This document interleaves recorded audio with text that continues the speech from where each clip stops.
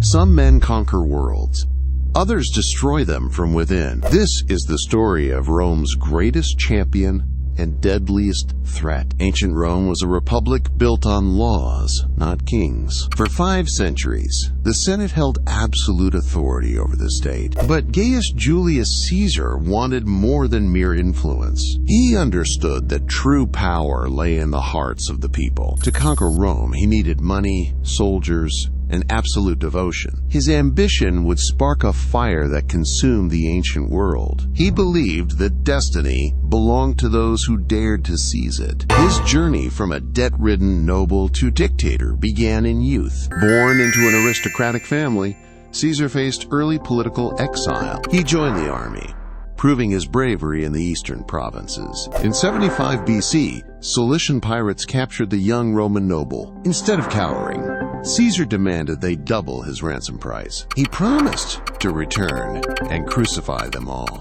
He did. Returning to Rome, he climbed the political ladder with ruthless efficiency. He aligned himself with the populares, the faction of the commoners. He spent fortunes on lavish games to win public adoration. By 63 BC, he was elected Pontifex Maximus, Rome's high priest. But the conservative elite, the optimates, blocked his every move. To break the deadlock, Caesar formed a secret political alliance. He joined forces with Pompey, Rome's most celebrated general, and Crassus, the wealthiest man in the entire republic. This First Triumvirate bypassed the Senate to control Roman politics. Caesar secured the consulship, then demanded a military command. In 58 BC, Caesar departed for the province of Gaul. The Roman legions faced fierce, independent Celtic tribes determined to protect their homeland. For 8 years, Caesar waged a brutal campaign of expansion. His soldiers braved freezing winters and treacherous,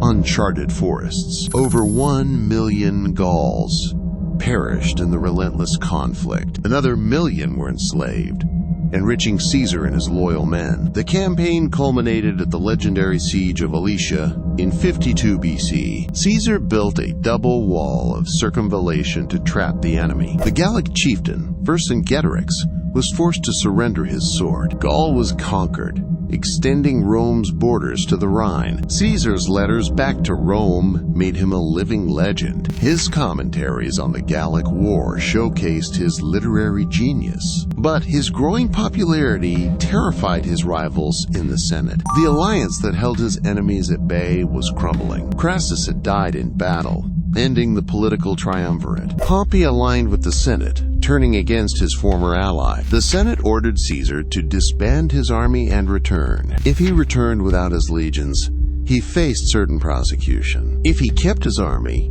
he would be declared a traitor. In January 49 BC, Caesar reached the Rubicon River. Crossing this small northern boundary with an army was illegal. He paused at the bank, weighing the fate of Rome. The die is cast, he declared, and stepped across. With that single step, the Roman Civil War had begun. Caesar marched on Rome, catching the Senate completely unprepared. Pompey and the consuls fled across the Adriatic to Greece. Caesar secured Italy, then pursued his rivals with relentless speed. He crossed the sea in winter, risking his entire force. The 2 greatest Roman generals of the age prepared for battle. At Pharsalus, Pompey's forces outnumbered Caesar's nearly 2-to-1, but Caesar's battle-hardened veterans held a decisive advantage in experience. Caesar placed a hidden 4th line of infantry to counter cavalry. The strategy worked,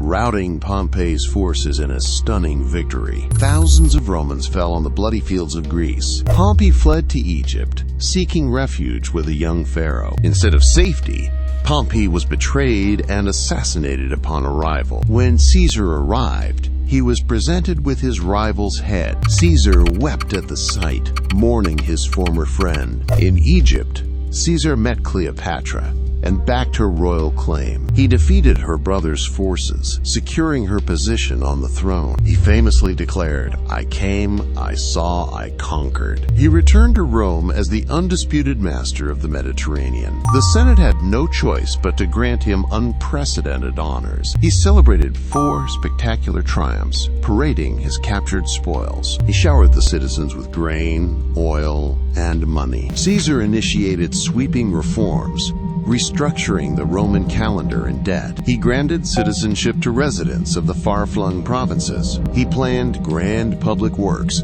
including libraries and temples. But to his enemies, these reforms looked like royal decrees. The traditional republican institutions were being systematically hollowed out. Caesar packed the Senate with his own loyal supporters. He sat on a golden chair, wearing triumphal robes. Some feared he wished to be crowned king of Rome. During the Lupercalia festival, Mark Antony offered him a crown. Caesar refused it, but the gesture fueled senatorial panic. In February 44 BC, he was named Dictator Perpetuo, dictator for life. The Republic was officially dead. A group of senators decided that assassination was the only cure. They were led by Gaius Cassius and Marcus Junius Brutus. Brutus was Caesar's close friend, making the betrayal deeply personal. The conspirators called themselves the Liberators, saving Rome from tyranny. The fateful meeting was set for the Ides of March. Caesar's wife begged him not to attend,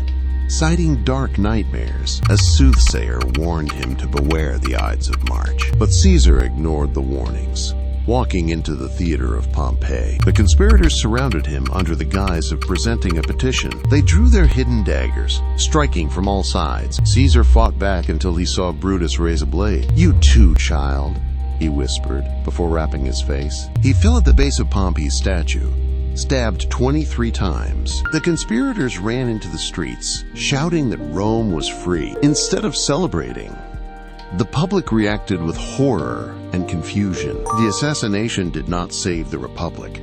It destroyed it forever. A new civil war erupted, leading to the rise of Caesar's heir, Augustus. The cost of absolute power was a republic lost to empire.